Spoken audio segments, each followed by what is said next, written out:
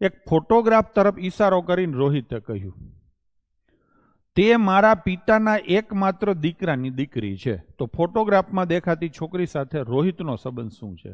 એટલે છોકરી રોહિતને શું કહીને બોલાવશે? બરાબર છે. તો આપણે બાળકો છોકરીથી ક્યાં જવાનું છે? રોહિત તરફ.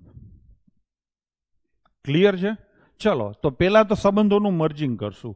તો આટલા સંબંધોને પેલા તો મર્જ કરવાના થાય. પિતાના એકમાત્ર દીકરા, કોઈ છોકરો હોય, બોલનાર કોણ છે? રોહિત. એના પિતાનો એકમાત્ર દીકરો એટલે પોતે થાય. હા ને? તમારા પિતાના એકમાત્ર દીકરા એટલે તમે પોતે થાવ, જો તમે પુરુષ હોવ તો. તો અહીંયા આ પિતાના એકમાત્ર દીકરા એટલે પોતે થાય ને, તો પોતાની દીકરી છે. બસ થઈ ગયું. પોતે એટલે કોણ? રોહિત.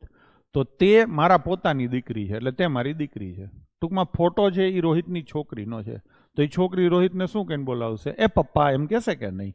તો જવાબ શું આવશે? પપ્પા એટલે પિતા. આમાં કાંઈ કરવાનું નથી. બ્લડ રિલેશનના ક્વેશ્ચનમાં મેં જોયું છે વસ્તી કાયમ ગૂંચવાતી હોય છે. તમારે બે જ વસ્તુ ધ્યાનમાં રાખવાની છે. એક સીધે સીધી શું વસ્તુ ધ્યાનમાં રાખવાની? સંબંધોનું મર્જિંગ કરવાનું. બબે સંબંધોને મર્જ કરતા કરતા તમે વાંચતા જશો ને એટલે એક જ ઝાટકે પૂરું થઈ જશે. અને બીજું શું લેવાનું? તો કે જેની પાછળ સાથે લખ્યું હોય ને એ બોલશે અને સામેની વ્યક્તિને કયા સંબંધથી બોલાવશે. બસ આટલું ધ્યાન દો એટલે